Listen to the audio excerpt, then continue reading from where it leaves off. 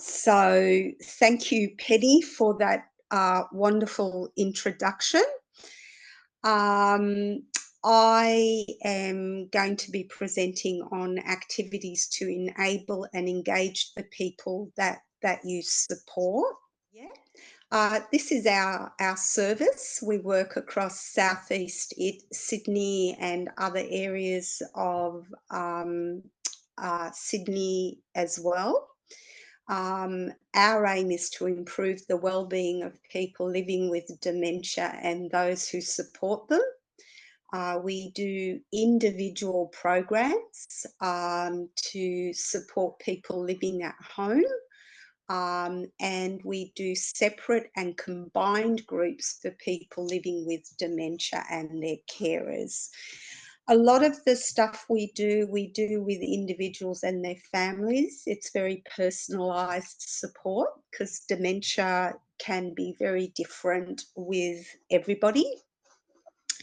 And we provide a lot of enabling strategies and counselling to the person living with dementia, to their family caregivers, and to the paid care workforce if they are happy to work with us on some strategies in responding to things that come up in services.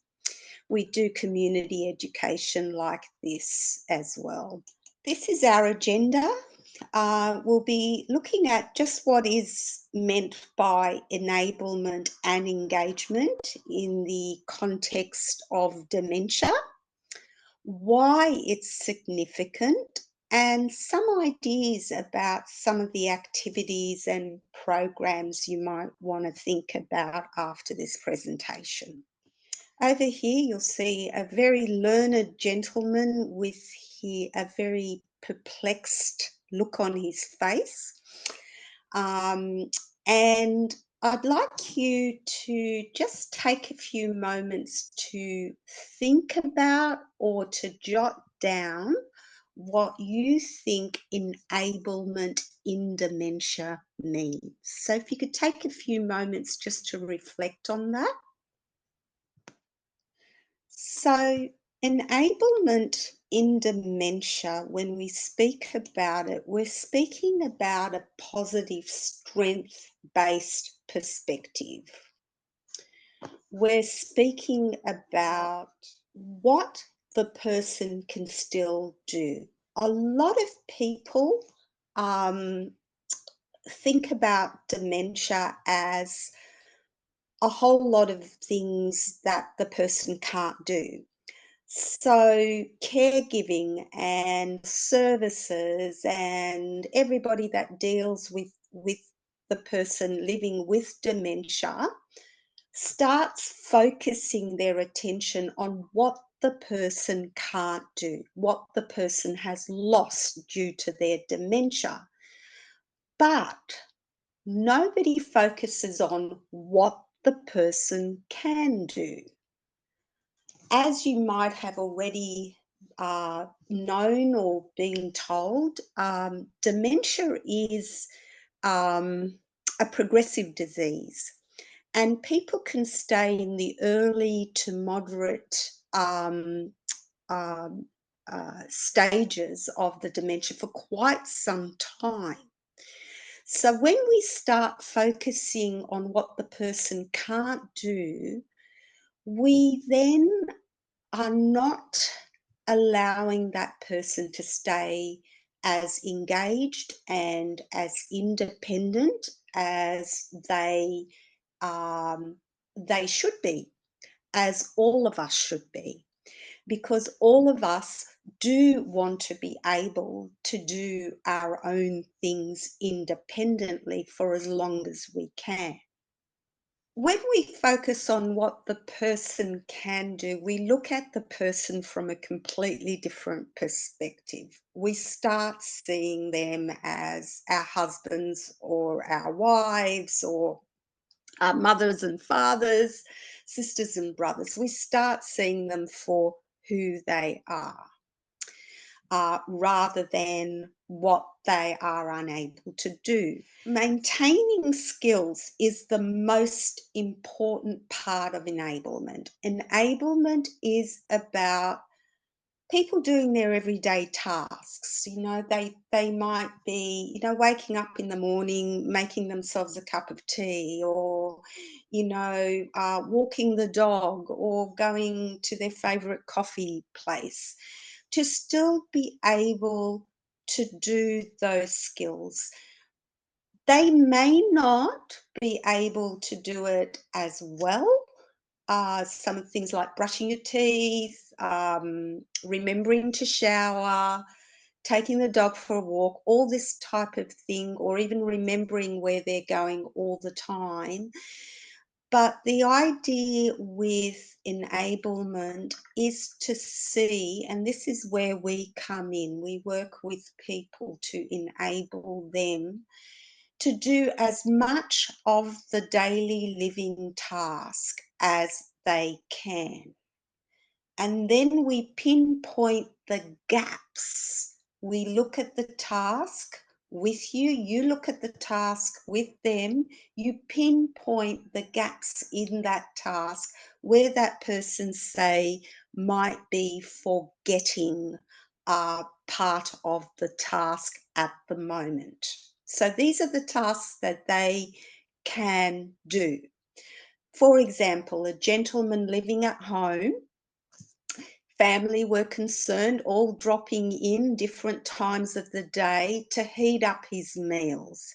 He was quite capable of heating up the meals himself in his own microwave, but no one was focusing on, or nobody was even sort of allowing him to show them that he could do this. And when we do that, the person goes downhill much faster. So we went in there, we looked at, the task with the gentleman. We got the fellow to get a plate of food out of the fridge, walk to his microwave. He was able to go to his microwave, he was able to open his microwave, put the food inside, he knew what setting to put the food on, and the only part of the task that was confusing him was finding the start button on a very busy number board. And that was the only thing that was stopping him. Yet his family were going in every day and heating up meals for him. So this is an example of maintaining the skills. So maintaining the skills, we're providing him with the autonomy, and over there to your left under the question mark, giving him the right amount of support. So the right amount of support was he only needed to identify where the start button was. So we hid all the other buttons that he didn't really need to use, put a big arrow where the start was, and this gentleman is still able to heat up his meals without anybody dropping in every day to heat up the meals for him. It's a positive way of doing it, but it also enables the person to go on for as long as possible in, feeling like they're able to take care of themselves. I think the worst thing in the world is for any of us to feel that we're becoming more and more of a burden on others, or that we can't do anything for ourselves. So enablement is a very, very important part of living with dementia and living well with dementia. It decreases the burden and the stress on the carer, but it also increases the person's confidence in themselves. So the next slide is about engagement. Engagement is very, very different to enablement. So again, I'd like you to take a few moments to either jot down a few things that immediately come to your mind when we speak about engagement in the context of dementia, or just to reflect on what that looks like for you. It's all what you said. It's involving the person in meaningful activities, activities that they enjoy, activities that are interesting to them. And the top thing with everybody with dementia, and I'll talk to that a little bit later in the presentation, is social engagement. Social engagement and to be doing things with other people is really, really important to someone with dementia. We are designed in an evolutionary perspective to be social creatures. We live in groups, we hunt in packs. We don't really do very well when we isolate ourselves.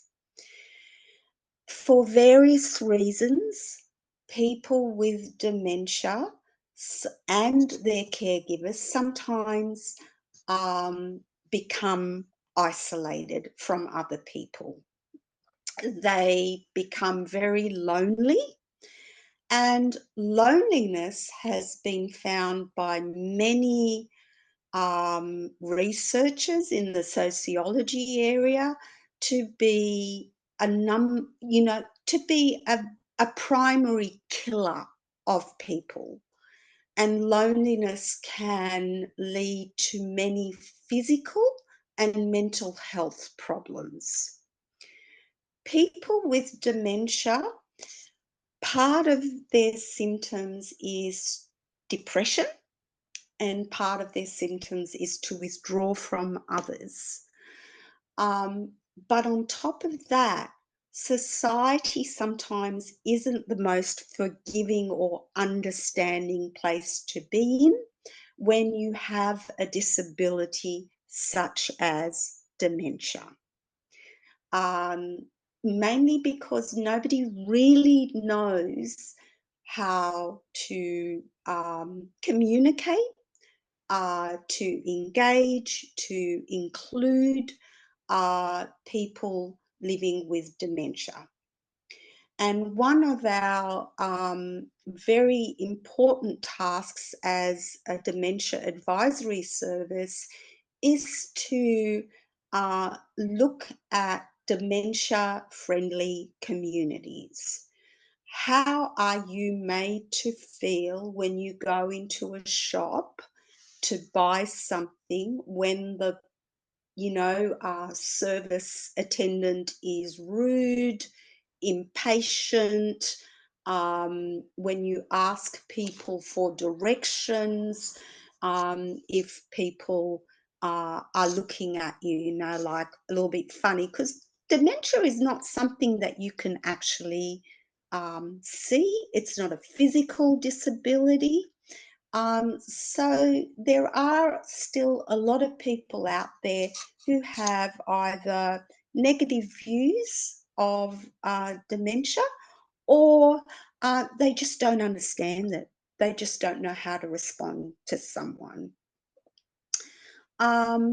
So social engagement is really, really important to keep up, especially in the early stages of someone's dementia. Cognitive stimulation is very important as well. The brain is gradually deteriorating. So the focus is on keeping it as stimulated as possible to keep the neural connections in the brain still working and still firing. Because the nature of dementia, there's a very good saying, if you don't use it, you lose it.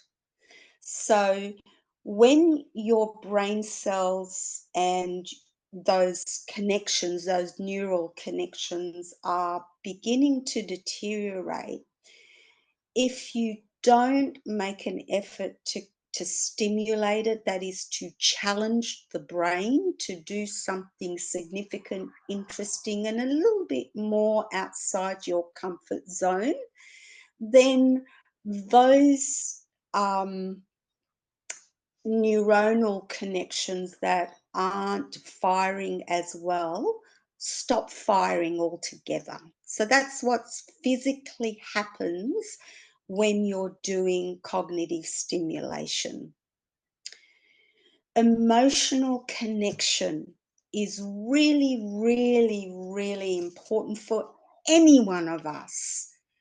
No different for a person with dementia, even more so for a person with dementia. They need to be able to express their feelings, sadness, happiness, intimacy.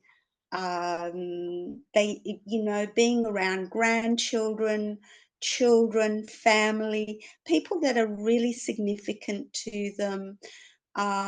It's really, really important that they feel loved and accepted and belonging. So why is enablement and engagement important? Well, if you can do another click. Okay. Because people living with dementia say so. There's not a lot of studies. They're starting to get a little bit better now, but in the past especially, there weren't a lot of studies that actually included people living with dementia and their feedback. You know why? Because it was the whole thing about enablement and engagement we had. We didn't do it. And we don't know what's inside a person's head, how they are feeling. And one of the few studies, and actually quite recently, if you look at that year, 2020, it's only 4 years ago, we had a UK study. It was a little study that needs to be, more reinforced, but on the right track. It included a cohort of people living with dementia that were still in the early stages and were still able to express themselves. So they looked at what is important to people living with dementia in the community. And these are the stats below. 95% of them said positive relationships with significant people. That's almost 100% of the people that were surveyed. 90% said being independent and engaged in meaningful activities. And 80% said maintaining interest in the things that you like. That last one is really interesting because I meet a lot of people that says, oh, my mum used to like, she used to like reading particular books or particular novels. Now she just picks it up and puts it aside. That whole thing about enablement and that last comment is really poignant, maintaining interest. Part of dementia is apathy. That's a symptom of dementia. It's a psychological symptom of dementia. They need your help and support to maintain their interest. They lose interest in things really fast that they used to like, but part of you being there for them is to encourage them to maintain their interest in the things they used to like. Not doing so, not allowing enablement and engagement to happen leads to social isolation, which I talked about earlier. Also, mental health issues. A lot of people that live in the community with dementia do not have severe behaviours. They do not have what you hear sometimes people negatively speaking about, behaviours of concern or challenging behaviours. People living in the community, the majority of them usually have either very mild behaviours or no behaviours whatsoever. So why do people see behaviours? People see behaviours because the person can't express themselves when something is not being met. And you know, if someone was coming in to help me shower, for instance, and they didn't introduce themselves and they just walked into my house, grabbed my clothes and told me to go into the shower, I would be, without dementia, quite uncomfortable and quite uneasy with that. And I would start having behaviours such as, you know, aggression, or maybe some of those behaviours that people misread.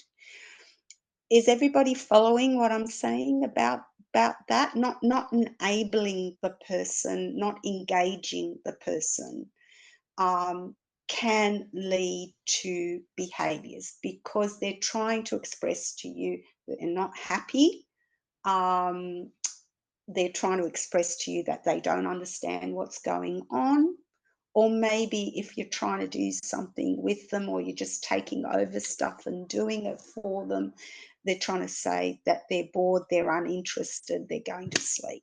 So the next slide is how to support the person. Knowing the person is so important, the right amount of support, not too much, not too little, allowing them time to complete the tasks at their own pace, offering modifications and adaptations for challenging parts of the task, like the man with the microwave.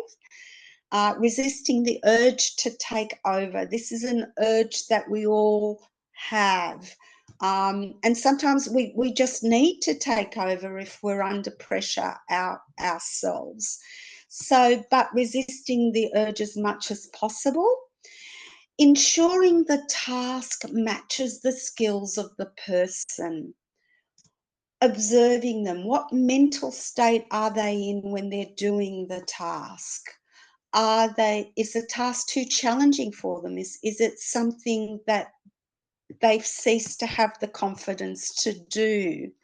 And therefore you get those psychological things: anxiety, frustration, aggression. Meaningful and achievable tasks, however, could give you a sense of confidence, a sense of purpose, belonging, and happiness.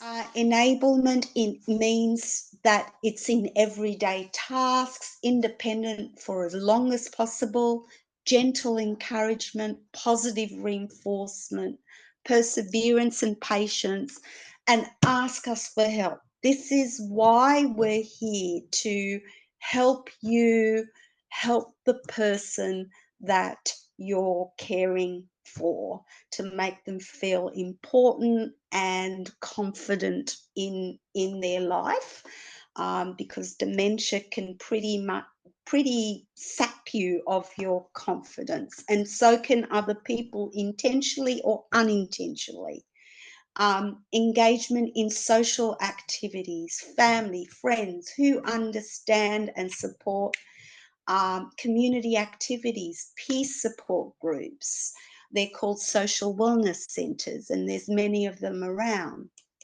Cognitive stimulation, activities that challenge the brain. And this is some of the examples. Reminiscence therapy.